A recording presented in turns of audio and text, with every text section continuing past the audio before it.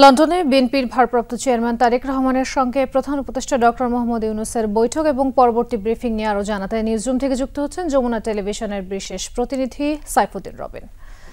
রবিন, আপনি তো আগাগোড়াই বৈঠক এবং পরবর্তী ব্রিফিং এর খোঁজখবর রাখছিলেন, দর্শকদের পুরো বিষয়টা প্রথমে একটু ব্যাখ্যা করবেন। তাজদিন, প্রথমত একটা গুরুত্বপূর্ণ ইভেন্ট ছিল, পলিটিক্যাল ইভেন্ট, বাংলাদেশের রাজনৈতিক প্রেক্ষাপটে যেটির গুরুত্ব আসলে অনস্বীকার্য এবং শুধুমাত্র এটি বিএনপির জন্য কিংবা অন্তর্বর্তী সরকারের জন্য গুরুত্বপূর্ণ ছিল ব্যাপারটি এমন নয়। এটি বাদবাকি রাজনৈতিক দল, সাধারণ মানুষের মধ্যে যার প্রভাব, প্রত্যেকের জন্য আসলে এটি বেশ গুরুত্বপূর্ণ বিষয় ছিল। এবং আজকের এই বৈঠকে যেই বিষয়টা নিয়ে সুরাহা হওয়ার কথা ছিল, সম্ভাবনা ছিল, সেটি হচ্ছে নির্বাচনের দিনক্ষণ পরিবর্তনের সম্ভাবনা। অর্থাৎ বিএনপির যে অবস্থান ছিল ডিসেম্বরে নির্বাচন, প্রধান উপদেষ্টা ঘোষিত এপ্রিলের প্রথমার্ধে নির্বাচন, সেই জায়গা থেকে খানিকটা সরে আসার যে সম্ভাবনার কথা এবং সমঝোতার মধ্য দিয়ে সরে আসা, সেই সম্ভাবনাটার দুয়ার আসলে উন্মোচিত হলো। কিন্তু সেটি এখনই বলা চলে, সেই দুয়ার উন্মোচিত হওয়ার পর সেটি এখনই নিশ্চিতভাবে বলা যাবে, সেটি এখনই বলা যাচ্ছে না সেরকম কিছু, কিন্তু একটা সম্ভাবনা জাগলো। এর বাইরে অন্যান্য কিছু প্রসঙ্গ আসলে আলোচনা হয়েছে, গুরুত্ব পেয়েছে এই বৈঠকে, কিন্তু যেগুলোর আসলে মীমাংসা হয়নি। অর্থাৎ জুলাই সনদের প্রসঙ্গ, জুলাই সনদ বা সংস্কারের কিছু প্রস্তাবনা, সেসব নিয়ে আলোচনা হয়েছে নেতৃবৃন্দের, কিন্তু সেটি এখনই চূড়ান্তভাবে সেই বিষয়ে কোনো ধরনের সিদ্ধান্তে পৌঁছানোর মতো ঘোষণা এখনও আসেনি।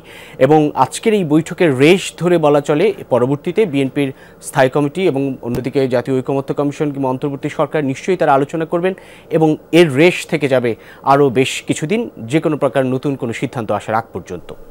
জি, কিন্তু এই যে নির্বাচনের সময় নিয়ে সংলাপে যে প্রস্তাব এবং কথাবার্তা হয়েছে তার ব্যাপারে একটু বলবেন।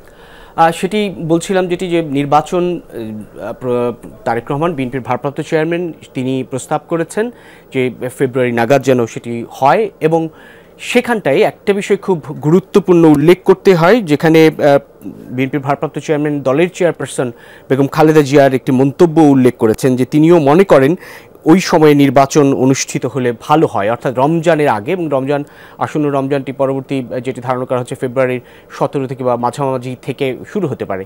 এবং তার পরিপ্রেক্ষিতে অন্তর্বর্তী সরকার প্রধান উপদেষ্টা জানিয়েছেন, যৌথ বিবৃতিতেও সেটি রয়েছে, সেটি হচ্ছে তিনি এই সময় নির্বাচন করতে পারেন, অর্থাৎ রমজান শুরুর আগের সপ্তাহে, অর্থাৎ মধ্য ফেব্রুয়ারি কিংবা ফেব্রুয়ারির প্রথম সপ্তাহের পরপরই সেরকমটা সময়ে নির্বাচন অনুষ্ঠিত হতে পারে। তবে সেখানটায় খানিকটা শর্তেও জুড়ে দেওয়ার মতো, সেটি হচ্ছে সংস্কার এবং বিচারের পর্যাপ্ত অগ্রগতির উপর সেটি নির্ভর করে। এই যৌথ বিবৃতির এই ভাষাগুলো বা শব্দগুলোর উপরে অনেক কিছু নির্ভর করে। আসলে সংস্কার এবং বিচারের সেই পর্যাপ্ত অগ্রগতি যখনই সম্পন্ন হবে, সকল প্রস্তুতি যখন সম্পন্ন হবে, তখনই আসলে নির্বাচন অনুষ্ঠিত করা সম্ভব, এমনটি প্রধান উপদেষ্টা জানিয়েছেন। এবং সেটি বা সেই বক্তব্যে আশ্বস্ত হয়েছে বিএনপির ভারপ্রাপ্ত চেয়ারম্যান তারেক রহমান তার যৌথ বিবৃতির প্রতিক্রিয়ায়, যেটুকু আমরা জানলাম। এখন দেখার বিষয় আসলে শেষ পর্যন্ত সেই অগ্রগতি কতটা দ্রুত সময়ে হয়, কেননা এটুকু অন্তত নিশ্চিতভাবে বলা যায় যে দুপক্ষই ছাড় দেওয়ার, অর্থাৎ ছাড় যদি বলি ডিসেম্বর এপ্রিলে সেই অনর অবস্থান থেকে ফেব্রুয়ারি নাগাদ নির্বাচন অনুষ্ঠিত হওয়ার যে সম্ভাবনা, সেটি জাগলো। এখন বাকিটা নির্ভর করছে কত দ্রুত সময়ে ঐকমত্যের ভিত্তিতে যে সংস্কারগুলো হবে, সেই সংস্কার বাস্তবায়ন কিংবা সেই সংস্কার পরবর্তী সংসদের হাতে, কতগুলো কোন কোন সংস্কার পরবর্তী সংসদের হাতে ছেড়ে দেওয়া হবে, কোন কোন সংস্কার এই সরকার বাস্তবায়ন করবে, সেসবের উপরে আসলে নির্ভর করে এই আসন্ন জাতীয় নির্বাচনের দিনক্ষণ।